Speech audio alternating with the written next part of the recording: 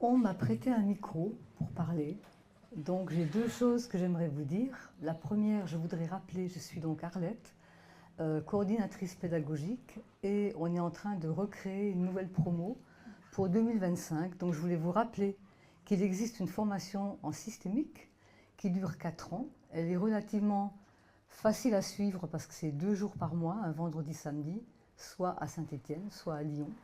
Donc voilà, je voulais juste faire une page de publicité pour commencer. Et ensuite, on m'a fait l'honneur d'être celle qui va présenter Marie-Christine. Marie-Christine est au nombre de ces pionniers, de ces pionnières, dirais-je, qui ont marqué la mouvance systémique avec des nouvelles étapes, de nouveaux éclairages, des concepts revisités, affinés, enrichis. Marie-Christine est une référence dans le domaine de la thérapie brève, cofondatrice de l'école de Bruges aux côtés de Luc Iselbert. Une pionnière qui ne s'est pas satisfaite de son statut de sachante dans son domaine d'intervention. Marie-Christine a fait le choix de sa place de psychiatre de se mettre en route à la recherche de nouveaux prismes de lecture pour trouver de nouvelles alternatives à la vision unique et normative hospitalière et aussi à la vision figée des patients en souffrance qui n'ont plus qu'une seule voie, c'est celle du problème. Bateson ne disait-il pas que les systémiciens étaient des braconniers intellectuels ? Son statut de psychiatre classique s'est doublé de celui de chercheuse. Elle signe un ouvrage avec Luc Iselbert dont le titre nous renseigne clairement sur la direction de ses recherches en psychothérapie. Ce livre s'intitule « Pour une thérapie brève, le libre choix du patient comme éthique ». Marie-Christine est superviseure, formatrice, développant et affinant le modèle de la thérapie brève en lien avec l'esprit d'Erickson et à la suite de Steve de Chazer qui avait lui aussi mis en avant le pas plus que nécessaire. Elle s'est attachée à préserver la simplicité dans les relations thérapeutiques, induisant une nouvelle forme de possible collaboration au sein de l'équipe client-thérapeute. Elle restait fidèle au concept de la thérapie brève centrée sur les solutions, la notion d'utilité, l'importance des effets pragmatiques de la communication, le respect absolu de la liberté dans laquelle le client retrouve sa place d'expert de sa vie. Son travail signe une posture militante pour l'existence d'une démocratie relationnelle dans les espaces thérapeutiques. Marie-Christine, il y a encore beaucoup d'autres choses que ça, mais je pense que ce serait trop long, il nous faudrait quelques journées pour la décrire encore.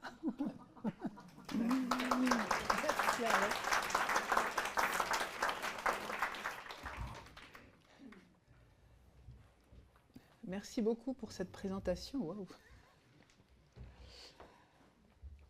Oui, on va passer. Ok, voilà. Oui, oui. Voilà, donc je pense qu'Arlette a dit beaucoup de choses sur ce que j'ai pu faire. Ce sur quoi je voudrais insister quand même, c'est le fait que j'ai toujours appliqué dans ma pratique de psychiatre hospitalier ce que je pouvais apprendre en formation ou ce que j'utilisais. C'est-à-dire que chaque fois, quand j'ai commencé les thérapies systémiques, c'était il y a longtemps, 79, 78, je travaillais dans une unité d'admission et je voyais toutes les familles des patients hospitalisés. Du coup, ça m'a permis de travailler aussi sur le système thérapeutique entre la famille, le patient et l'équipe soignante. Hein. Des points que Grégoire a cités ce matin. Et je me suis bien rendu compte à ce moment-là que si on n'impliquait pas les familles dans les soins, on amenait souvent les patients à être dans des espèces de triangulation, dans des conflits de loyauté, dont eux faisaient les frais, puisque nous, de toute façon, on est toujours là. Hein. Donc, voilà. Indépendamment des thérapies systémiques, je me suis aussi formée à l'hypnose ericksonienne à partir des années 85-86 et j'ai découvert l'approche de thérapie orientée solution dans les années 88-89 et après je suis un peu tombée dedans. Et je me suis formée ensuite à l'EMDR et à la micro-analyse des entretiens en face à face. Alors je ne pourrais pas vous en dire grand-chose là aujourd'hui parce que ça demande un peu de temps. Mais on a parlé ce matin d'une logique de la communication, la Bible, voilà. Dans les co-auteurs, co-autrices, il y a Janet Bivin-Bevlas, qui à l'époque était une petite stagiaire au MRI, et qui a été, quand elle en parlait, c'était amusant, elle était très étonnée qu'on lui propose de participer à l'écriture du livre. Ceci dit, elle a continué ses études de psycho, elle est devenue prof de psychologie au Canada. Elle a continué à travailler sur la communication et comment se font les référentiels communs, comment on co-construit dans les dialogues, dans nos dialogues, de nouvelles réalités. Et elle l'a fait à partir de la micro-analyse d'entretien, donc en face à face. Et ensuite, quand j'ai pu trouver... Alors ça me donne plein d'outils pour comprendre comment on fait avec nos patients, justement, pour construire de nouvelles réalités. Et puis, donc, elle était assez proche de Steve de Chazer, Insoo Kim Berg. Et il y avait une question qu'on se posait il y a quelques années, qui était, quand on voit une séance de thérapie, on sait si c'est une séance orientée solution ou pas. Et pourtant, qu'est-ce qui nous fait dire ça? Et donc avec la micro-analyse des entretiens, ça a donné quelques pistes sur ce qui peut différencier un thérapeute orienté solution dans sa façon de mener les conversations par rapport à d'autres. Je dis bien ce qu'il peut, hein, parce que c'est jamais faire, de mon point de vue, de généralité abusive. Alors donc, sinon, je suis co-rédactrice en chef de la revue Thérapie familiale. Revue qui organise à Lyon des journées tous les 3-4 ans. Les prochaines sont en mai 25 et c'est sur la transmission. Dans la revue, donc, on a 4 numéros par an. On organise des webinaires qui, eux, sont gratuits. Hein. Et le prochain, c'est en janvier 2025 et c'est sur le thème d'accompagner le développement des enfants. Enfin, donc et le principe, c'est des cliniciens qui échangent leur expérience. C'est un débat entre les cliniciens et puis ceux qui participent. Et puis donc je dirige la collection Relations chez RS, qui est une revue qui publie des ouvrages de systémie qui est assez centrée sur la clinique. Et j'ai ouvert récemment la ligne éditoriale l'hypnose. Hein. Donc il y a un premier ouvrage qui est sorti sur l'hypnose, ce qui s'appelle Le fauteuil de l'hypnose, et un deuxième d'Alain Vallée, que je vous recommande donc vivement. Qui est sa façon d'utiliser l'hypnose. Alain Vallée, c'était un thérapeute systémicien utilisant aussi les thérapies brèves. Donc son expérience est vraiment très intéressante. Donc voilà d'où je vous parle. Alors ce que je vais essayer de faire cet après-midi, mais je ne sais pas si je vais y arriver, d'abord c'est de vous faire un bref rappel sur la notion de cycle familial existentiel et des enjeux finalement de l'adolescence. Ensuite de vous parler des thérapies orientées solutions et du modèle de Bruges, de la façon dont ça s'est développé. On reviendra après sur le processus d'un entretien et les spécificités de la thérapie avec les adolescents et leurs familles. En général, j'ai beaucoup trop de matière, donc j'espère qu'on finira. Voilà. Alors, le premier livre que j'ai écrit s'appelait, je l'ai écrit avec Carole Gamer. Alors, je ne sais plus en quelle année c'était, mais c'était trop longtemps. Ça s'appelait L'adolescence, crise familiale. Donc, c'était un livre qui est fait avec plusieurs co-auteurs, et notamment, j'avais fait le chapitre sur qu'est-ce qui se joue à l'adolescence. Donc l'adolescence, certes, c'est une crise individuelle, mais c'est aussi une crise familiale. Et ce qui se passe, on en a longuement débattu ce matin, Jean-Paul Gaillard nous l'a rappelé, ça se passe dans le contexte d'une société qui actuellement est en mouvement, voire en mutation. Et donc ça a une influence sur ce qui se joue aussi dans les familles et sur la façon dont on va traiter les choses. Alors tout ça, vous le savez, hein, je veux dire que c'est vraiment un bref rappel. Voilà. Donc les familles, hein, quand elles passent par des cycles existentiels au même titre que les individus. Alors la première étape du cycle familial existentiel, c'est le jeune adulte autonome, hein, c'est-à-dire qu'on pense qu'il faut être parti de sa famille d'origine, avoir négocié son autonomie normalement pour fonder une autre famille. Ensuite, c'est la formation du couple, puis la naissance du premier enfant et des enfants suivants. Et on arrive à l'adolescence. Et donc, au moment de l'adolescence, il y a un certain nombre d'enjeux qui se passent. Donc, on va y aller. Voilà. Alors, l'adolescent va être dans son groupe de pairs et il va devoir d'abord construire son identité et faire face à la puberté, donc à une sexualité qui est différente. Ce qu'il faut voir aussi, c'est que quand l'adolescence apparaît, quand la puberté arrive, les attentes vis-à-vis des jeunes sont aussi différentes. C'est-à-dire qu'on ne va pas traiter un adolescent comme on va traiter un préadolescent. Il y a quelque chose qui est différent. Je ne sais pas si certains d'entre vous ont vu le film Carrie. Je ne sais pas si vous dit quelque chose, c'est un vieux film. Alors peut-être que ça ne dira pas à tout le monde. Et je trouvais qu'il était très intéressant sur justement la différence des attentes tout d'un coup qui changent. En l'occurrence, le début du film, c'est une jeune fille qui a ses premières règles. C'est une catastrophe pour elle. Enfin, visiblement, elle ne savait pas ce qui lui arrivait. Elle rentre chez elle et sa mère lui donne 2 gifles. Elle était devenue le diable parce que tout d'un coup, elle avait eu ses règles, elle était devenue femme, etc. Donc faire face à l'identité et à la sexualité, c'est le premier, construire son identité et faire face à l'apparition de la sexualité, c'est le premier enjeu. Et ça va avoir une répercussion sur les relations avec les parents. C'est-à-dire que ce que Grégoire nous décrivait ce matin d'adolescents qui pouvaient à des moments avoir besoin d'un contact très proche ou au contraire tout d'un coup avoir besoin d'envoyer promener les parents sans que les parents comprennent pourquoi, c'est ce qu'on vit aussi dans les familles, certes à une intensité beaucoup moindre que ce que tu décrivais ce matin, mais il y a aussi cet enjeu-là de pouvoir faire face, pour les parents en tout cas, à des distances relationnelles différentes et à être capable de s'ajuster finalement à l'adolescent. Il y a aussi des changements vis-à-vis des relations avec la fratrie. Quand l'aîné devient tout d'un coup adolescent, il y a une frontière qui se met en place avec les autres frères et sœurs, il a d'autres préoccupations. S'il a été proche tout d'un coup, s'il a été proche mettons, du frère ou de la sœur qui était un peu plus jeune, le fait de devenir adolescent, tout d'un coup il ne va plus vouloir le voir, parce que pour être dans son groupe de pairs, il faut prendre des distances par rapport aux petits frères ou aux petites sœurs. Il y a aussi des relations qui changent avec les grands-parents. On peut voir d'ailleurs à ce moment-là certains adolescents se rapprocher plus de grands-parents.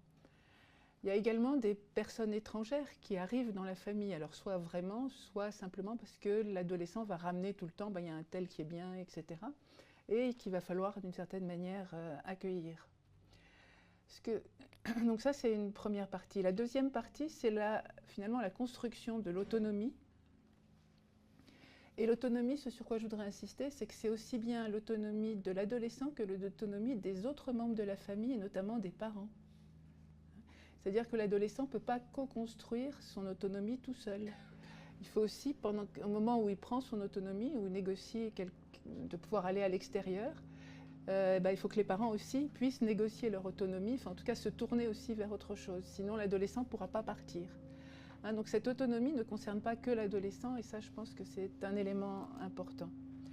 Et enfin, il y a le départ de la famille.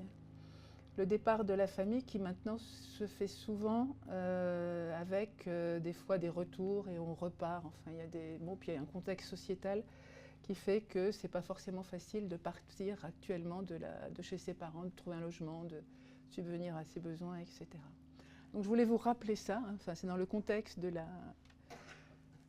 de l'adolescence, et on parle bien de crise d'adolescence. Il y a un changement de structure de la famille entre le moment où les enfants ne sont pas adolescents et les moments où l'adolescence apparaît. Et donc il va falloir vraiment que la famille s'adapte à ces nouveaux besoins d'un de ses membres, voire de plusieurs à des moments. Si vous avez des questions aussi, posez-les tout de suite. Après, je vais oublier ce que j'ai dit. Ensuite, donc, il y a les approches. Je voulais vous parler donc des approches orientées solutions et du modèle de Bruges. Alors, ces approches font partie de ce qu'on appelle les thérapies systémiques brèves. Alors, donc, elles sont systémiques, clairement. Notamment, on ne s'intéresse pas à pourquoi, on s'intéresse plutôt à comment les choses se passent. On tient compte de la circularité, on remet les choses dans le contexte. Le contexte est très important. Et il y a aussi la notion qui a été amenée par la deuxième cybernétique qu'on utilise en plein, qui est qu'on ne peut pas ne pas influencer, c'est-à-dire que l'intervenant est à la fois influence et est influencé par les personnes qu'il reçoit. Et donc ça c'est vraiment, c'est comment s'utiliser soi-même finalement pour créer un contexte dans lequel les personnes vont pouvoir développer leurs solutions. Alors ces approches ont été construites à partir de la pratique, c'est-à-dire qu'on a vu des patients à plusieurs, on a enregistré les séances et après on a essayé de voir au cours des séances ce qui marchait et ce qui ne marchait pas. Donc on n'a pas essayé d'appliquer une théorie à une pratique, mais on a plutôt essayé de réfléchir à notre pratique pour repérer ce qui était efficace. Alors l'approche orientée solution, elle est née à Milwaukee, donc aux États-Unis, et par contre le modèle de Bruges est né à Bruges et à Paris, et donc a été à l'origine de l'Institut Korzybski. Et on s'est développé à peu près au même moment.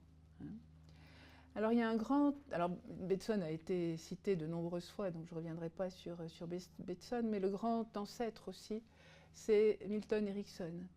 Milton Erickson, c'est ce psychiatre américain qui était quand même un peu particulier.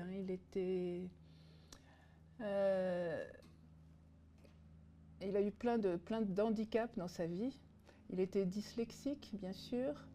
Au niveau des couleurs, il ne voyait que le mauve, il était amusique. Et quand il a eu 17 ans, il a eu des attaques de polio qui l'ont entraîné un coma et qui l'ont rendu paralysé. Et donc il a fallu qu'il réapprenne à marcher, ce qui lui a permis de développer son sens de l'observation de manière importante. Il a remis l'hypnose au goût du jour. Hein. Si l'hypnose est à la mode, en ce moment, on le doit beaucoup à Milton Erickson. Et ce qui est important dans l'approche, et ce qu'on a pris vraiment au niveau des thérapies brèves, c'est que d'abord, chaque personne est unique, chaque famille est unique. Et donc, on ne va pas avoir de protocole qu'on va appliquer, parce que si on a des protocoles à appliquer, on va essayer de faire rentrer dans la famille dans ce qu'on sait au lieu de nous adapter à elle. La deuxième chose, c'est que pour lui, c'est important de construire une relation de coopération avec les personnes, donc de s'intéresser aux personnes et pas aux problèmes, et d'utiliser ce que les personnes amènent pour construire cette relation coopération. Ça a été un des premiers thérapeutes qui a orienté les thérapies vers le futur, c'est-à-dire que si on est là, c'est pour améliorer le futur des personnes, c'est pas pour revenir sur leur passé. Et le dernier élément qui pour moi est important, c'est que pour lui, le diagnostic n'est pas important. Donc il ne s'intéressait pas au diagnostic. Et ça, c'est quelque chose qui est très vrai, en tout cas, dans le modèle de Bruges et les thérapies orientées solutions. Le diagnostic ne nous intéresse pas. Ce qui nous intéresse, c'est la vie quotidienne des personnes et les petites interactions qu'elles ont entre elles dans leur vie quotidienne. Il y a eu un refus de Milton Erickson de modéliser sa thérapie. Donc c'est les autres qui ont surtout réfléchi, hein, c'est pas lui. Alors il a influencé, il a été très influent dans les approches orientées solutions. Alors les approches orientées solutions, c'est Steve de Chazer, Insoo Kim Berg, il y en avait d'autres, hein, ils n'étaient pas que deux, mais enfin c'est ceux qui sont le plus connus. Steve de Chazer, au départ, c'était un musicien. Enfin, il était d'une famille de musiciens. Sa mère faisait du piano, je crois, classique. Lui, il a fait du saxo, il a joué avec des grands artistes de jazz. Il a fait parallèlement des études et il a fait une thèse sur qu'est-ce qui marche dans les thérapies de Milton Erickson. En faisant cette thèse, il a été amené à rencontrer plein de thérapeutes, dont John Wakeland, dont il est devenu un ami assez proche. Et c'est grâce à John Wakeland qu'il a rencontré sa future femme, donc Insoo Kim Berg. Alors Insoo Kim Berg, elle est coréenne. Elle est venue aux États-Unis à 18 ans avec sa famille. Elle faisait des études de pharmacie. Elle est devenue ensuite travailleuse sociale et a fait sa formation de thérapeute au MRI de Palo Alto. Donc c'est par Wakeland qu'ils se sont rencontrés et ils se sont installés à Milwaukee où ils ont créé le Brief Family Therapy Center, qui était un centre ouvert à tous. Où donc ceux qui ne pouvaient pas payer ne payaient pas. Ils faisaient donc des consultations, de la formation et de la recherche. Et ils travaillaient avec une université. Et donc ils recevaient les patients ensemble. Au départ, ils ont utilisé le modèle stratégique pour leur pratique. Et en 1982 est née l'orientation solution. Alors, il y a eu une séance de thérapie familiale où Steve était en séance et où il essayait, en thérapie stratégique, d'abord, il faut que la famille se mette d'accord sur un problème à traiter, puis ensuite on fait une analyse du problème. Et il n'arrivait pas à faire en sorte que la famille se mette d'accord sur un problème. Dès qu'il commençait à explorer un problème, un autre membre de la famille disait « Ah ben non, il y a ce problème-là qui est plus important ». Quand il est retourné voir ses collègues derrière la glace sans teint, ils avaient compté plus de 22 problèmes. Bon. Donc il était submergé de problèmes. Alors ils ont eu l'idée de revenir avec la tâche suivante. Il a dit à la membre de la famille, prenez 5 minutes le soir et pensez à ce qui s'est passé dans la journée, que vous voulez garder ou que vous voulez voir se reproduire. Donc il a orienté les membres de la famille à observer plutôt ce qui allait bien dans leur fonctionnement plutôt que ce qui allait mal.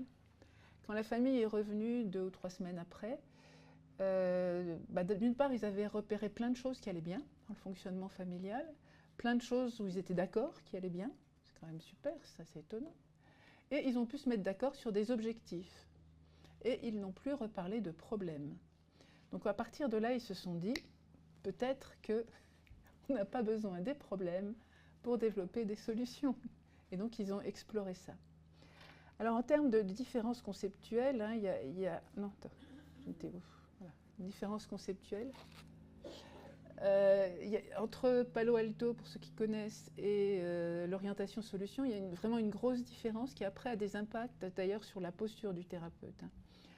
Dans l'approche stratégique, on considère que quand les gens viennent en thérapie, c'est qu'ils ont essayé de mettre des solutions en place, donc des tentatives de solutions à leurs difficultés, et que finalement ce n'était pas efficace, mais que comme on est un peu limité, on continue à faire plus de la même chose, et progressivement, les tentatives de solutions deviennent les problèmes.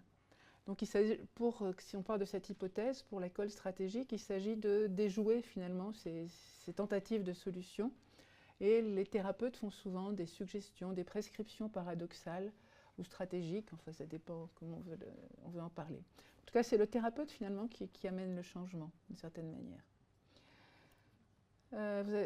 Ça vous parle, l'approche stratégique? Vous avez besoin d'un exemple? Non, c'est bon. Enfin, si vous avez besoin d'un exemple, vous me le direz. L'approche orientée solution, on considère que les solutions sont en partie efficaces, même quand elles n'ont pas marché complètement. Alors c'est très cool hein, pour les thérapeutes, puisqu'on travaille moins. C'est-à-dire que on va questionner finalement les personnes pour savoir comment ils ont fait pour que ces solutions soient en partie efficaces et comment ces solutions sont en partie efficaces. Et on va s'appuyer là-dessus pour créer un contexte où les personnes vont pouvoir se connecter à d'autres ressources et développer éventuellement d'autres solutions. Donc ce qu'on va rechercher notamment, c'est ce qu'on appelle les exceptions au problème, c'est-à-dire le moment où le problème ne se produit pas et où le problème est moins important. Et quand on en trouve, on va les explorer, enfin, j'y reviendrai tout à l'heure. On va rechercher aussi dans le passé toutes les ressources que les personnes ont. Et on va également orienter vers l'avenir, ça c'est l'autre point commun donc, avec Erikson.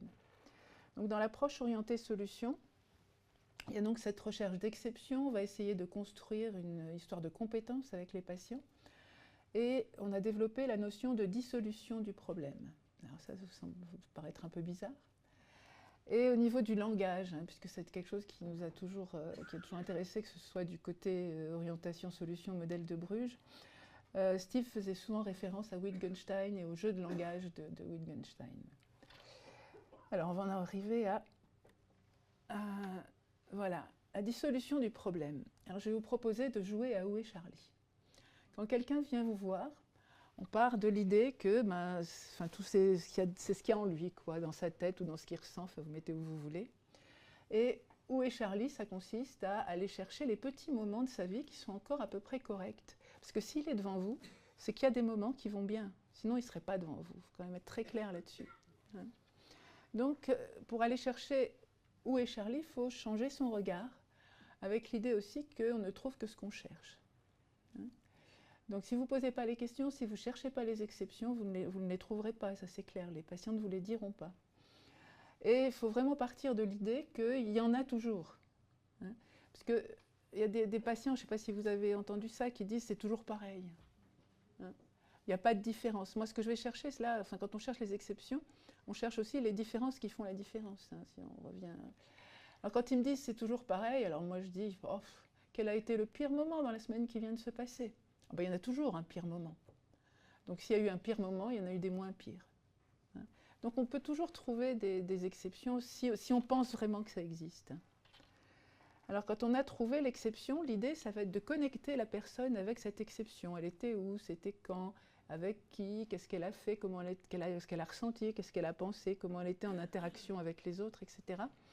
Avec l'idée de voir après si, d'abord, quand on les reconnaît comme ça, l'exception, ils la vivent dans la pièce, donc ils sont vraiment en contact avec les ressources. Si je veux employer un gros mot, c'est de l'hypnose conversationnelle. Hein. Mais vous faites tous ça. Et puis après, on peut voir qu'est-ce qu'ils apprennent de cette exception. Est-ce qu'elle est reproductible ou pas? Parfois, elle ne l'est pas, parfois, elle l'est. Et de toute façon, ça donne des idées, ça permet d'avancer. Et donc, à la séance d'après, qu'est-ce qu'on voit? C'est qu'il y a un petit peu plus de solutions. Et encore, à la séance d'après, on a une image bien différente de la personne qui est arrivée. Et il reste toujours des moments difficiles. Hein. La vie, elle est faite de difficultés. Hein. Il ne s'agit pas de dire tout est beau, tout est rose. Mais en tout cas, la personne se sent suffisamment bien pour gérer les choses. Donc c'est ça la dissolution du problème. Alors j'ai une anecdote qui n'est pas de moi en plus, hein, je suis contente. C'est mon ami Jean-François de Croissant qui était à Rennes, à Pégase, qui était à Pégase Processus, il a pris sa retraite là.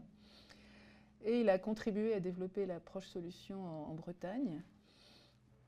Il supervisait à un moment donné une assistante sociale qui allait voir une bénéficiaire de, alors je ne sais plus si c'était le RMI à l'époque peut-être, ou le RSA, je ne sais pas, enfin de minima sociaux. Et elle lui dit, en supervision, ben voilà, j'y arrive pas avec elle, elle a visiblement un problème d'alcool, et chaque fois que j'essaie d'aborder l'alcool, elle claque la porte, ou elle change de sujet, enfin bon, elle met fin à notre discussion, et voilà. Alors Jean-François lui a dit, mais peut-être qu'il y a des... Intéresse-toi à ce qui se passe bien, à ces bons moments dans sa vie, enfin, qu'est-ce qui va bien. Donc ce que fait l'assistante sociale, et quand elle voit cette personne, la personne lui dit, bah, oui, il y a des moments où je me sens bien, c'est quand je vais promener mon chien au bord de la plage. Bon.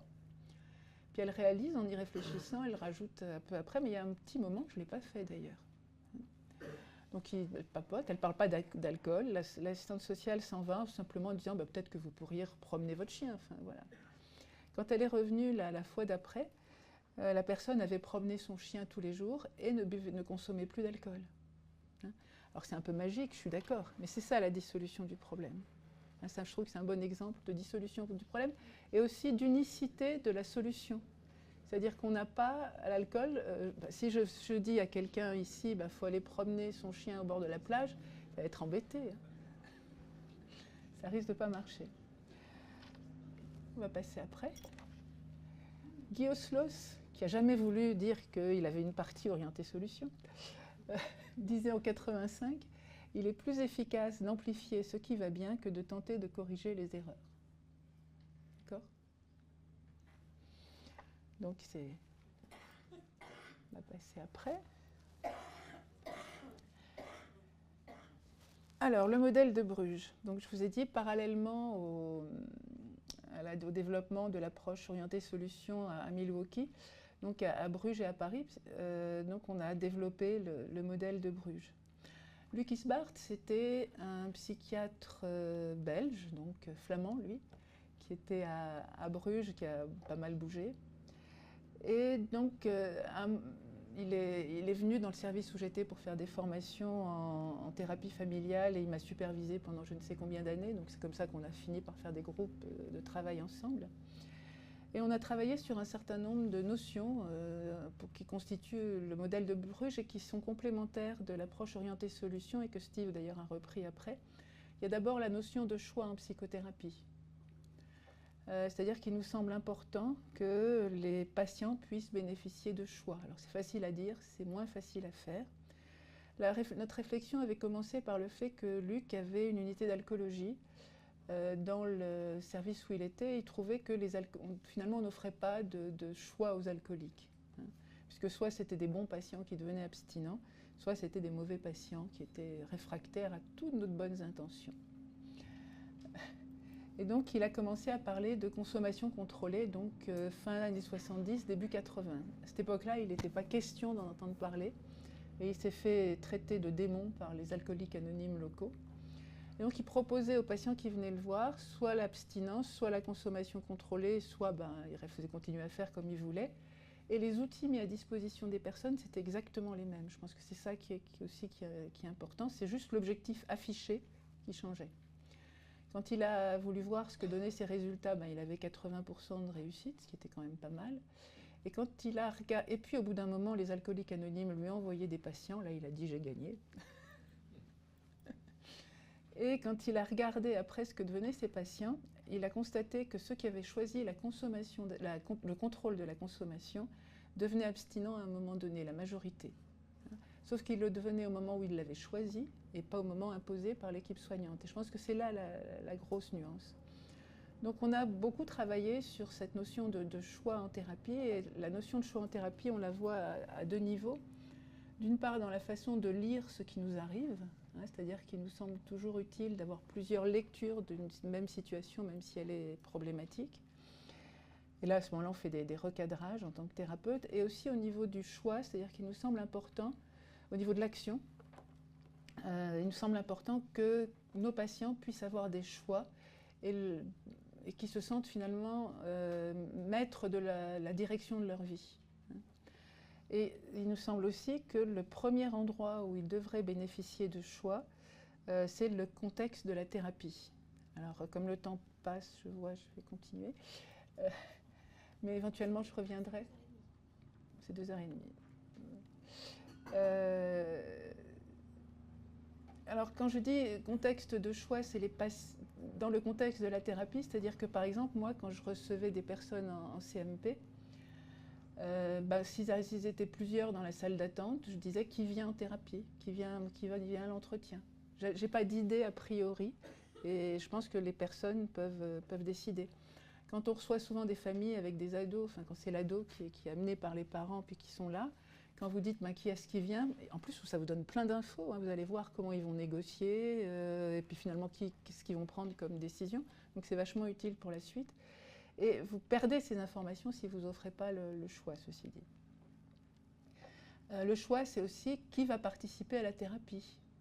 Ça ne veut pas dire que c'est l'auberge espagnole. Hein. C'est-à-dire qu'on va discuter qui devrait y participer, mais une fois que c'est décidé, s'il y a des changements de cadre, c'est-à-dire que si à un moment donné la famille veut changer le cadre ou le patient dit je voudrais bien qu'un tel de ma famille vienne lors d'une consultation, je vais lui demander d'abord qu'est-ce qui fait quelles sont vos bonnes raisons pour modifier le cadre et qu'est-ce que vous attendez de cette consultation avec l'autre ou sans l'autre.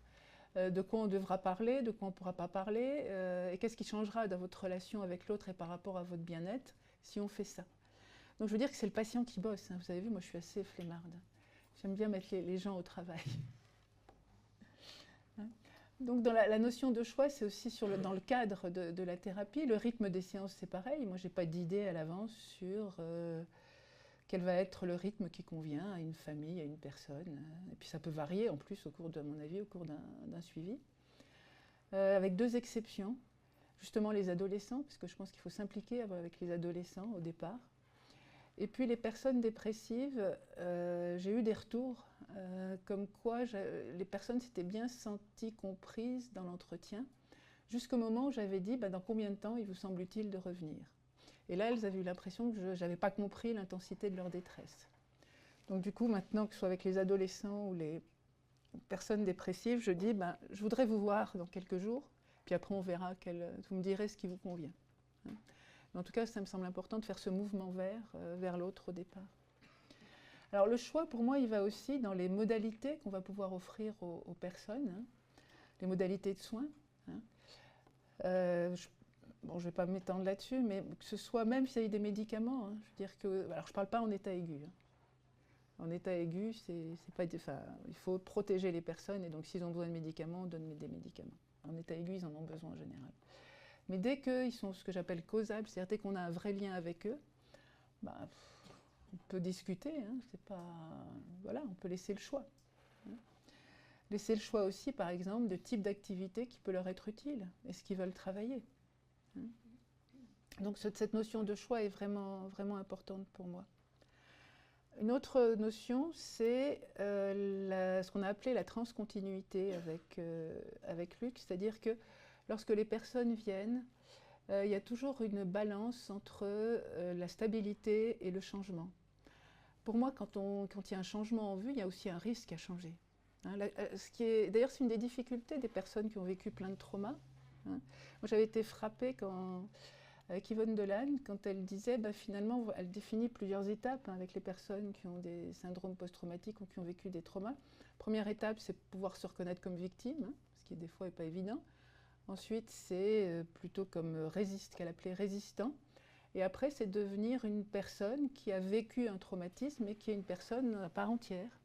Et ce qu'elle disait, c'était que là, c'est le passage de l'étape de résistant ou survivant, pardon, ou résistant, je sais plus, à self, la dernière étape, c'était probablement une des étapes la plus difficiles parce qu'il y avait ce risque à changer, à découvrir de nouvelles choses, alors que finalement, les situations d'abus, tout ça, ils connaissent bien. Donc, il nous semblait que dans le changement, il y a à la fois une part de stabilité, dans les thérapies, il y a à la fois une part de stabilité à maintenir et une part de changement aussi, et que s'il n'y a pas la stabilité et la continuité, les personnes ne changeront pas, et qu'il y a toujours cette balance entre les deux. Donc c'est ce qu'on a appelé la transcontinuité. Ensuite, il y a la notion de circularité de mandat. Alors, je vais faire vite. La circularité de mandat, ça veut dire que le thérapeute, le soignant est expert en thérapie ou en soins d'une manière générale, et le patient, la famille est expert pour sa thérapie, et que la thérapie ou l'accompagnement, c'est une co-construction à partir des deux expertises. Et puis donc, il y a ce qu'on verra, je verrai plus tard, je vous expliquerai plus tard, c'est les niveaux de relation qui sont un arbre de décision qui nous permet d'aller lentement justement et de ne pas bousculer les gens vers du changement quand ils n'y sont pas prêts pour diverses raisons. Alors, le processus de l'entretien pour les approches orientées solutions et le modèle de Bruges. Ce que j'ai oublié de vous dire, c'est qu'en 90, donc on a invité Steve de Chazer à Paris et à Bruges, et qu'à partir de là, les deux approches se sont mélangées.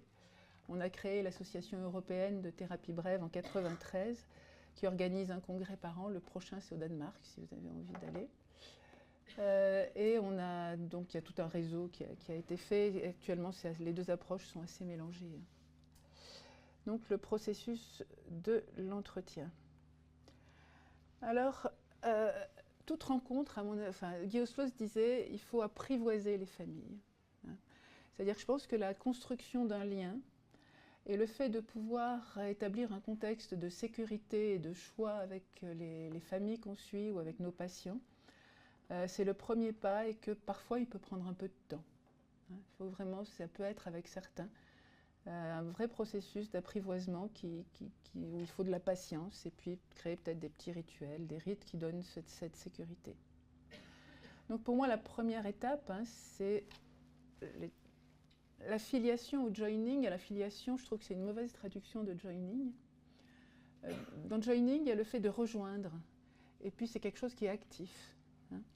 Donc, pour moi, cette phase d'affiliation et de joining, qui est de créer le lien avec les personnes, il s'agit que le thérapeute aille vers chacun et fasse en sorte que chaque personne se sente comprise à un moment donné, ou en tout cas qu'il y ait une accroche avec chacun des membres de la famille.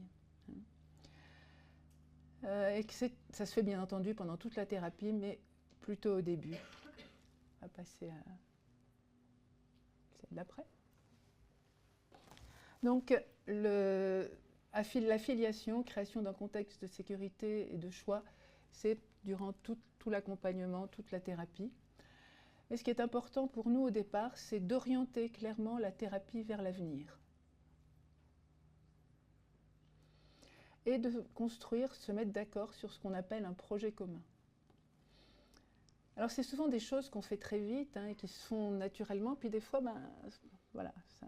Bon. Alors l'orientation vers l'avenir. Comment vous commencez vos séances? Alors pas ceux qui connaissent l'approche orientée solution, c'est trop facile. Après avoir dit bonjour, qu'est-ce que vous posez comme question? Comment ça va, d'accord. Qu'est-ce que vous attendez de ce qu'on va faire ensemble? Qu'est-ce que d'autres... Non, c'est tout? Qu'est-ce que vous avez fait depuis la dernière séance? Non, la première séance. Ah, pour la première? Ouais. Qu'est-ce qui fait qu'on se rencontre? Voilà, alors c'est bon. J'ai ce qu'il me faut. Quand on dit qu'est-ce qui fait qu'on se rencontre, qu'est-ce qui vous amène? En fait, vous amenez la personne vers le passé et vers les problèmes. Et il y a un présupposé implicite quand vous dites qu'est-ce qui fait qu'on se rencontre, c'est qu'il y a des choses qui se sont produites dans le passé qui font qu'on se rencontre aujourd'hui. Et vu notre culture et notre... voilà, si on trouve la cause de ces choses, on va trouver la solution. Il y a ce présupposé implicite-là. Quand on dit par contre qu'est-ce que vous attendez de nos rencontres, à ce moment-là, on va se projeter vers l'avenir avec l'idée que quand les personnes viennent, c'est pour un futur meilleur. Ce n'est pas forcément pour ressasser le passé.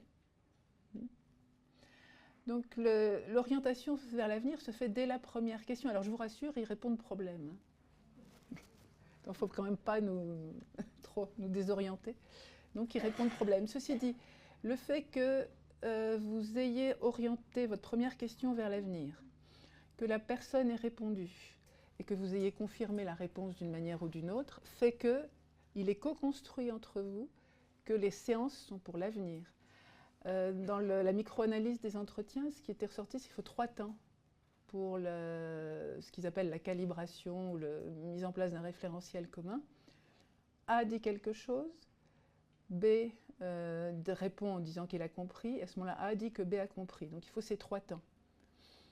Donc quand on dit, par exemple, je vais reprendre un exemple que je cite assez souvent, « À quoi puis-je vous être utile ?» Donc la personne me répond « J'ai un problème avec une de mes sœurs ». Et moi je dis « Vous souhaitez améliorer la relation avec une de vos sœurs ». Ce qui est co-construit, c'est que l'entretien va être utile à quelque chose. Ce n'est pas la dernière phrase, c'est la première dans les 3 affirmations. Je suis claire? Voilà, donc il faut simplement savoir ça.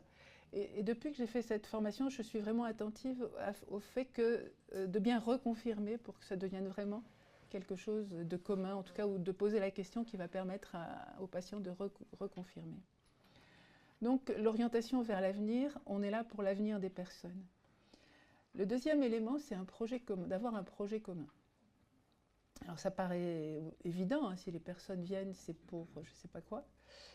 Mais ce que j'ai pu constater dans les supervisions parfois ou dans les formations, on fait des jeux de rôle ou autres, c'est que, bon, par exemple, je reprends l'exemple que je vous ai donné. La personne dit « j'ai des problèmes avec une de mes sœurs ». Là, vous avez plusieurs possibilités de questions. Hein. Moi, j'avais choisi de reformuler, donc vous souhaitez améliorer les relations avec une de vos sœurs. Mais vous pouvez... Et là, je suis encore dans l'idée de voir, on est là pour faire quoi ensemble. Maintenant, si vous posez la question, quels sont les problèmes avec une de vos sœurs, enfin avec cette sœur, vous êtes déjà en train de travailler, alors que vous n'êtes pas du tout sûr que la personne est venue pour ça. Hein? Je me souviens d'une patiente, je donne souvent cet exemple-là, qui avait 60 ans, qui était venue en centre d'accueil et de crise, dépressive, idée suicidaire, son mari venait de lui annoncer qu'il la quittait. Bon. Puis elle raconte sa vie et elle me dit puis j'ai été agressée sexuellement à l'adolescence. Okay. Bon, on termine l'entretien en décidant qu'elle reste hospitalisée. Elle a eu des problèmes somatiques, donc on a été obligé de la transférer. Et quand elle est revenue, on refait le point. Et puis elle me parle de son mari, de son mari, de son mari. Puis moi j'avais en tête, mais enfin il y a cette histoire d'abus, d'agression, qu'est-ce que j'en fais? Donc j'ai fini par lui poser la question, je lui ai dit, la dernière fois vous aviez évoqué ça, est-ce que c'est quelque chose que vous souhaitez qu'on travaille ensemble? Elle m'a dit non. Elle m'a dit ça, je fais avec depuis 40 ans, je n'ai pas du tout besoin, là ce qui me pose problème, c'est ce que je veux qu'on travaille ensemble, c'est le fait que mon mari me quitte. Donc ce que je veux dire, c'est que si on ne vérifie pas, parfois on peut s'engager à travailler quelque chose que la personne ne veut pas travailler. D'où l'intérêt de la notion de projet commun. Passer à celle d'après. Alors, toujours par rapport à l'orientation vers l'avenir, vous voyez que j'étais très influencée par Guy Oslos. Il disait, les patients me demandaient souvent, est-ce que je redeviendrai comme avant? Et je leur répondais, j'espère que non, je vous souhaite de devenir comme après. C'est-à-dire qu'on est vraiment là pour que les personnes puissent trouver un avenir meilleur et pas pour retourner dans le passé. On passe à la... Alors ensuite, il y a... tu n'as qu'à tout mettre. Voilà. Donc l'orientation vers l'avenir et le projet commun. Après, il y a 2 axes de travail. Hein, on ne fait pas d'abord l'un puis l'autre, hein, ça se mélange. Il ne faut surtout pas imaginer qu'on fait l'un puis l'autre. Il y a d'abord l'avenir. Donc dans l'axe de l'avenir, il y a ce qu'en anglais on appelle le futur préféré, qui est plus court à dire, qui est en fait dans l'avenir que les personnes souhaitent en venant en thérapie et dans lequel ils vivraient mieux. Hein. Et puis il y a la notion d'objectif utile à la thérapie, c'est-à-dire que l'avenir préféré, le futur préféré, il est assez loin. Et par contre, on a besoin d'objectifs qui soient utiles au processus thérapeutique. On va passer à la slide d'après.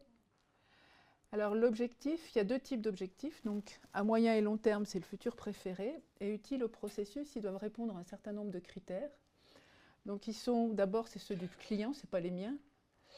Ils sont, alors, mais faites attention, hein, parce qu'on dit souvent, mais oui, oui, c'est ceux du client. Mais comme on est là pour aider les gens et qu'on a choisi ça, on a souvent tendance à penser pour eux. Enfin, bon, c'est un des gros risques quand même. Donc ils sont petits, réalistes, réalisables, mesurables. Mesurables, c'est-à-dire que c'est important de savoir si on a atteint l'objectif ou pas. Donc on conseille plutôt de le définir en termes d'action ou en termes de comportement. Et ils sont définis en termes de présence de quelque chose selon le principe de l'éléphant rose, que vous connaissez tous, j'imagine. Ça dépend des jours. Si je vous demande de ne pas penser à un éléphant rose, vous êtes obligé de penser à un éléphant rose. Donc notre inconscient, qui est quand même pas très fiable, n'entend pas les négations. Donc quand vous dites à un enfant « ne mens pas », en fait, vous lui donnez l'injonction de mentir.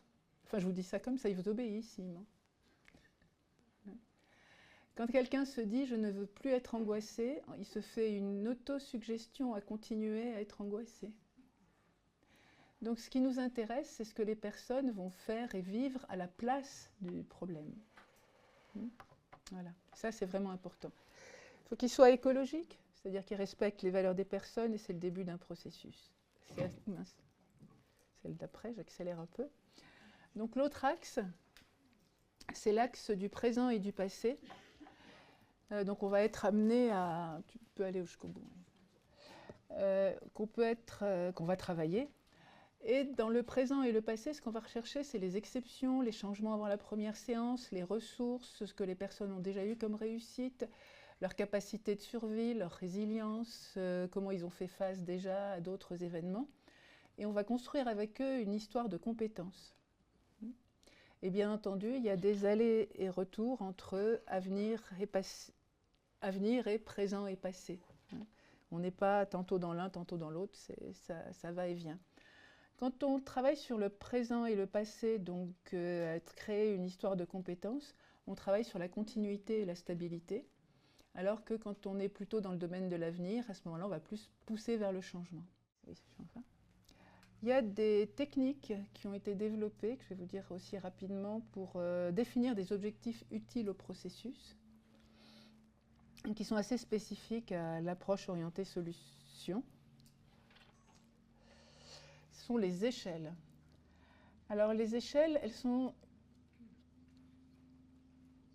utilisées, enfin moi je les utilise pour aborder de manière générale la question du changement et elles permettent à la fois de travailler sur la continuité et stabilité et sur la définition de l'objectif utile. Alors elles peuvent être faites de différentes manières, hein. Il n'y a pas qu'une manière de faire les échelles. L'échelle la plus simple, c'est ce qu'on appelle l'échelle de progrès de la thérapie. Donc, tu peux aller à l'autre. Et j'aime bien le dessiner. Donc on va dire sur une échelle, par exemple, de 0 à 10, ou de 1 à 10. Si 1, c'est le moment où vous avez pris votre téléphone pour prendre rendez-vous, et 10, c'est le moment où vous me direz au revoir. Donc vous voyez que la fin est contenue aussi, là, hein, par rapport à... Donc on prévoit déjà de se désaccorder dès le premier entretien. Où est-ce que les choses en sont aujourd'hui, hein? Mettons que la personne dise 1. À ce moment-là, la première partie va consister à demander comment avez-vous fait pour passer de 1 à 2. Et là, on a toute une histoire de compétences et de ressources qu'on va pouvoir trouver. Il y a les exceptions, il y a ce qu'on appelle les changements avant la première séance. Et on va rajouter à chaque fois « et quoi encore ». Quand j'utilise les échelles, moi j'aime bien le faire sur un paperboard ou sur un tableau. Parce que comme ça, je dessine l'échelle et puis je note. Donc après, ça s'ancre encore mieux dans le... Et quand la personne ne me dit plus rien, à ce moment-là, on passe à l'étape d'après, qui est « qu'est-ce qui vous fera dire dans les jours qui viennent que vous êtes passé à 3 ». Et là, on ne va pas leur demander comment ils vont passer à 3, parce que c'est trop difficile. On va leur demander qu'est-ce que ce serait le 3. Et on va leur demander de le décrire dans la séance, de telle manière à ce qu'ils le vivent dans la séance. Et du coup, ça devient possible que ce changement ait lieu. Alors après, ils font toujours autre chose, hein, mais ce changement-là est possible. Et puis on peut leur demander aussi, et quoi encore? Est-ce qu'il y a autre chose qui vous dirait qui vous ferait dire que vous êtes à 3? Donc on peut mettre plusieurs choix, plusieurs possibilités. Alors si les personnes n'aiment pas les chiffres, Ben, vous pouvez utiliser des échelles avec des émoticônes, vous pouvez utiliser des échelles colorées. Si vous avez un grand bureau, vous pouvez faire comme si l'échelle était dessinée sur le sol et la personne se déplace physiquement sur le sol, ce qui donne une autre dimension. On peut utiliser ces échelles en couple et en famille. Et à ce moment-là, chacun a son échelle, et ça a l'intérêt de permettre la métacommunication en fonction de ce que chacun amène. Et alors avec les familles, c'est fabuleux quand vous avez des familles qui ont tendance à être en conflit, et puis ça part, et puis bon. Quand on arrive à mettre en place une échelle, elles se centrent sur les échelles et elles ne sont plus en train de s'engueuler. Donc c'est merveilleux. Voilà. Donc voilà en gros pour les échelles. Voilà. La deuxième technique qui a été utilisée, c'est ce qu'on appelle la question miracle. La question miracle consiste à projeter les personnes dans un avenir proche, donc le lendemain matin, dans cet avenir, on va imaginer qu'il s'est passé quelque chose pendant la nuit qui fait que leurs problèmes sont résolus ou ils font au mieux dans la situation dans laquelle ils sont. Et seulement comme ils dorment, ils ne savent pas que le miracle a eu lieu et on leur pose des questions sur le lendemain, à quoi ils vont voir que le miracle a eu lieu, à quoi leur famille va voir que le miracle a eu lieu. Ce qui est important, c'est plus la façon dont on va poser les questions pour qu'ils nous décrivent le miracle, parce que là aussi, on va les amener à vivre le miracle en séance. Hein. Donc c'est aussi de l'hypnose conversationnelle en fait. Si vous n'êtes pas à l'aise avec les miracles, vous avez plusieurs options. Vous pouvez dire qu'il y a une bonne fée qui vient pendant la nuit. Ça peut être la fée Clochette qui a un peu de poudre de fée, puis voilà, vos problèmes ont disparu. Si vous n'êtes pas à l'aise avec les fées, ça peut être un super-héros. Ou bien vous pouvez dire il y a quelque chose de ouf qui se passe pendant la nuit.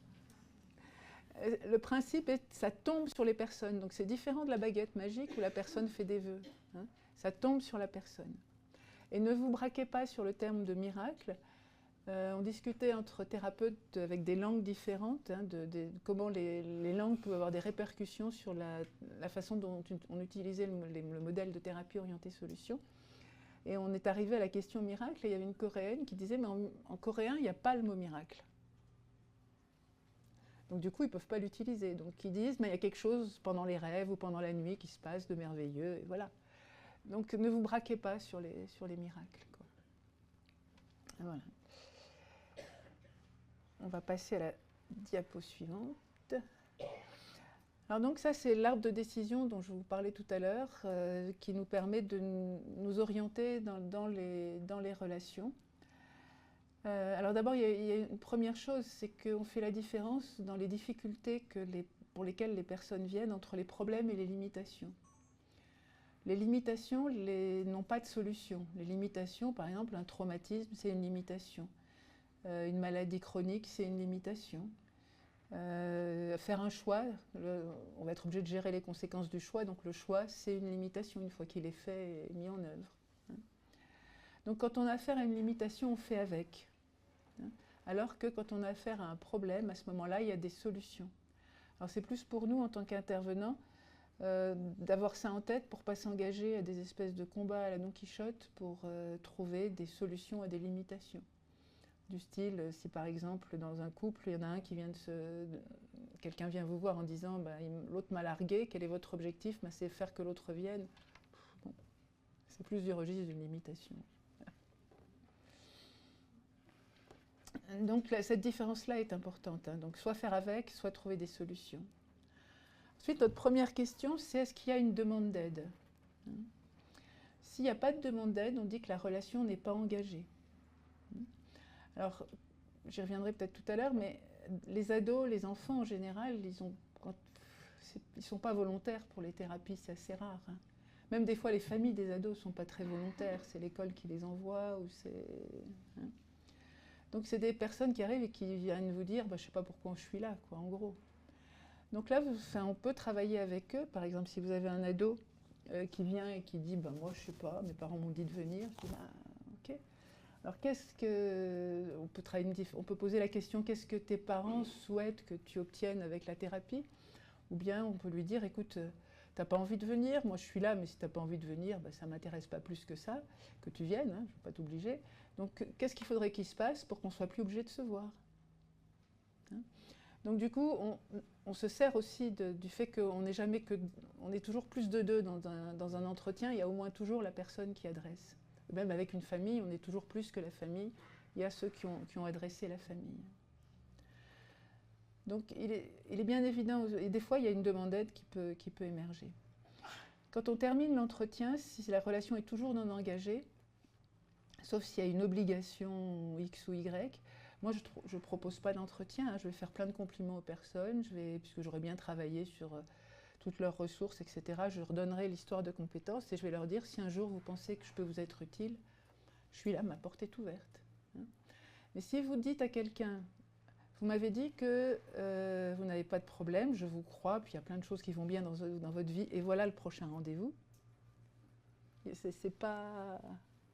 Or, on croit l'analogique, hein, on ne croit pas le digital. Donc, relation non engagée, bien entendu, on ne donne pas de tâches. Ensuite, s'il y a une demande d'aide, la question d'après, c'est est-ce que la demande d'aide est travaillable? Si la réponse est non, on dit que c'est une relation de recherche. Et en gros, il y a deux cas de figure. Il y a les personnes qui ont des demandes d'aide vagues. Ils utilisent des mots, je voudrais être mieux. Je voudrais que la relation soit plus naturelle. Moi, jamais présenté une relation naturelle, mais bon. Et puis plus naturelle, alors là, je sais encore moins ce que c'est. Donc ça reste vague, et quoi que vous fassiez, vous utilisez toutes les techniques, ça ne bouge pas. Et puis, il y a les patients qui vous disent voilà, je voudrais faire ça, mais de toute façon, je ne peux pas, ou c'est pas possible, c'est plus fort que moi. C'est-à-dire qui annulent en même temps leur demande d'aide, qui disent voilà ce que je voudrais, et en même temps, c'est pas possible. Donc, dans ces deux situations, le premier, quand c'est une demande d'aide vague, c'est comme si vous entriez dans un taxi, vous dites au chauffeur de taxi de rouler. Allez-y. Il a un petit problème. Le chauffeur de taxi. Et donc, et l'autre, ça ne marche pas avec le chauffeur de taxi, mais c'est je veux aller là, mais je ne peux pas, donc ça ne marche pas. Donc ce qu'on pense, c'est que que ce soit dans la relation non engagée ou dans la relation de recherche, il faut plutôt renforcer la stabilité et la continuité. Donc on va plutôt rester sur l'affiliation, rechercher les ressources, les compétences. Et quand on va donner des tâches, on va plutôt, en relation de recherche, on va donner des tâches d'observation. Donc si on observe, on ne pousse pas à changer. Il reste 14 minutes. 14, oh oui. Oula. Bon, ok. On ne cherche pas à changer, donc des tâches d'observation. Le coup d'après, c'est la relation de consultance, on y reviendra. Et après, c'est co-expertise, où on peut faire théoriquement n'importe quoi. C'est-à-dire que le patient a une demande d'aide, elle est travaillable, il sait qu'il a les ressources pour changer, donc ce n'est pas le thérapeute qui doit amener le changement. Et donc c'est une relation de co-expertise. En fait, souvent avec lui, tout est co-construit dans la séance. Donc, bon. On va passer à la slide suivante. Et puis peut-être que, en ce qui concerne les spécificités, on reviendra après.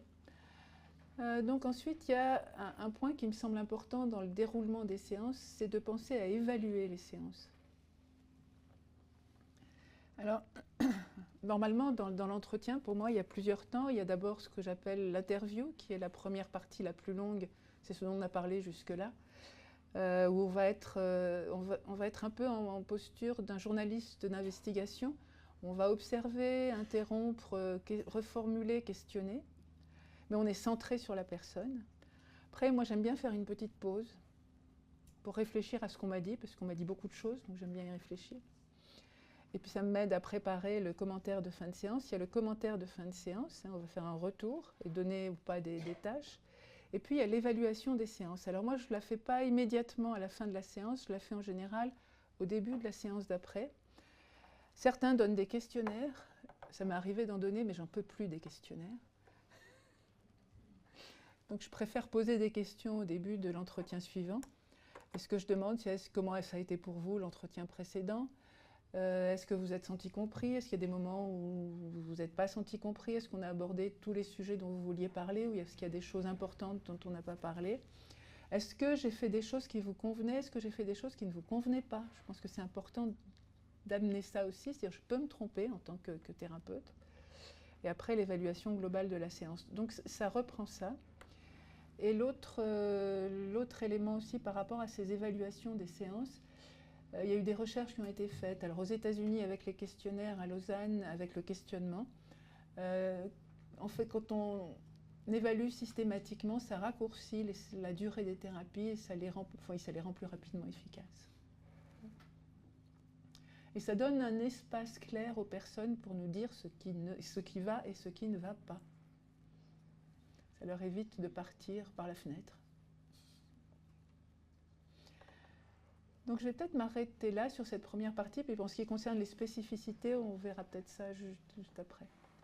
Est-ce que vous avez des questions pour cette première partie?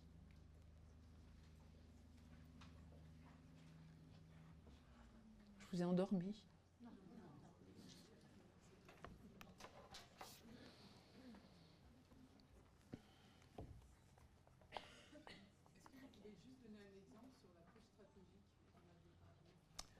L'approche stratégique, un exemple de comment les... Ok. Alors je vais vous donner un exemple d'une thérapie de couple qui était faite, je crois, par Jay Haley, mais je ne suis pas sûre. Peut-être Václavic, l'un des deux. Donc c'était un jeune couple qui venait en thérapie et qui se plaignait de leurs problèmes. C'était qu'ils ne se sentaient pas reconnus par les parents de l'un ou de l'autre, peu importe. Alors les parents habitaient loin. Donc quand ils venaient chez eux, ils passaient toujours plusieurs jours chez eux. Et ils disaient, mais nous on essaie, en tant que jeune couple, on essaie vraiment que la maison soit nickel, que tout aille bien, etc. Et chaque fois qu'ils arrivent, il faut qu'ils refassent. Et puis quand on va faire des courses, ils veulent toujours payer alors qu'on peut. Enfin bon bref, le message qu'ils recevaient à ce moment-là, c'était, vous n'êtes pas assez bon. Le thérapeute leur a simplement... leur tentative de solution consistait en fait à faire toujours pour que ce soit encore mieux. Et ça ne marchait pas, donc visiblement. Donc ils faisaient plus de la même chose et ça renchérissait. Donc ce que leur a proposé le thérapeute, c'est que la fois d'après, quand les parents devaient venir, peut-être une semaine avant, ils ne lavent pas le linge. Ils laissent le frigo se vider.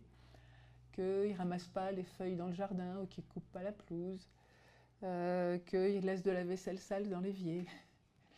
Bref, voilà, une maison plutôt désorganisée, quoi. Et donc quand les parents sont arrivés, ils ont constaté quand même que ce jeune couple n'était pas top là, au niveau de l'organisation et de la gestion du quotidien. Donc ils se sont dit, il faut qu'on les laisse faire. Donc voilà un exemple de tâche stratégique. Bonjour, merci pour votre exposé. Est-ce que vous auriez, d'ailleurs sur la slide d'avant, est-ce que vous pourriez approfondir sur des demandes dans un cadre d'aide contrainte? On est une équipe qui travaillons sous une ordonnance, à partir d'une ordonnance d'un juge, donc les familles qui viennent n'ont pas le choix. Si, elles ont toujours le choix.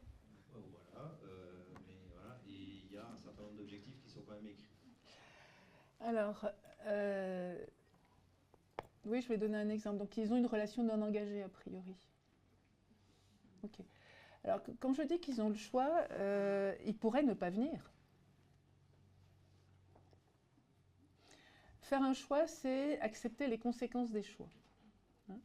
Après, s'ils ne viennent pas, c'est clair que le juge va prendre des décisions. Et qu'il va bien falloir, du coup, qu'ils fassent avec la décision du juge. Et ils ont le choix. C'est-à-dire que peut-être que quand ils disent on n'a pas le choix, c'est qu'ils font le moins mauvais choix pour eux. D'accord ? J'ai un exemple par rapport à ça, c'était un SPIP, donc service de probation et d'insertion pénitentiaire, c'est ça. Donc une éducatrice qui m'appelle et qui me dit « Ah, il faut voir quelqu'un très vite, sinon elle va être obligée d'aller en détention. » Donc c'est une obligation de soins, j'imagine, un truc comme ça. Je donne un rendez-vous le lendemain quand même, j'étais bien là, hein. D'accord, vous n'arrivez pas à voir ça. La personne n'est pas venue. Elle me rappelle, l'éducatrice. Il faut vraiment, parce que vraiment c'est embêtant qu'elle aille en détention, etc. Je me souviens, on était un vendredi, mais j'ai appris avec cette patiente-là. Enfin, je ne l'ai jamais eu comme patiente. Et je lui donne un rendez-vous le lundi. Je ne peux pas faire mieux, là. C'était bon. Le lundi, bien sûr, elle n'est pas venue. L'éducatrice me rappelle. Alors je lui dis, écoutez, là, qu'elle m'appelle d'abord et qu'on convienne d'un rendez-vous. Mais bon, je ne vais pas bloquer. Bon. Et elle n'est jamais venue, elle n'a jamais appelé. Donc, d'une certaine manière, ce n'est pas le choix que moi j'aurais fait. Je pense que c'est moins embêtant d'aller voir un psy que d'aller en thérapie, mais je ne sais pas pour elle. Enfin, d'aller en détention, je veux dire. C'est joli. J'aime bien. Elle a préféré la prison, quoi, voilà. Et si c'est alors, et à la limite, alors je vais dire une grossièreté, mais si c'est un monde qu'elle connaissait, peut-être que c'était moins effrayant pour elle que d'avoir à venir parler à quelqu'un. Donc ils ont toujours le choix. D'accord ? Donc la question, ce serait, qu'est-ce qui fait que vous avez accepté de venir Alors la question, c'est d'abord, comment vous avez pris la décision de venir ? Et puis, nous, on a été forcés, gna gna, c'est le juge, ok. Donc, moi, je suis là, vous êtes là. La première question que je pose d'abord, c'est qu'est-ce que vous avez compris de ce que vous demandez le juge, enfin, de ce que souhaitait le juge. Et si je parle de ça au niveau du cadre, dans l'établissement de la relation. Si la personne me dit on ne sait pas bien, j'ai rien compris, à ce moment-là, on peut se mettre à côté et lire avec eux l'ordonnance du juge. Ce qui n'est pas pareil que ce que font certaines équipes qui, quand les familles arrivent, elles disent voilà ce qu'a dit le juge. La position est clairement différente. Hein. Et l'étape d'après, c'est qu'est-ce que vous imaginez qu'il faudrait qu'il se passe pour que le juge ne vous dise plus de venir. Voilà. Ça répond à... Merci. La contrainte de Biardy. De Biardy. Oui.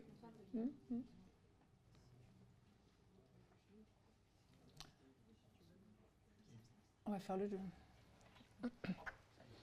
Allez, hop. Ah non, mais ça, on ne peut pas finir.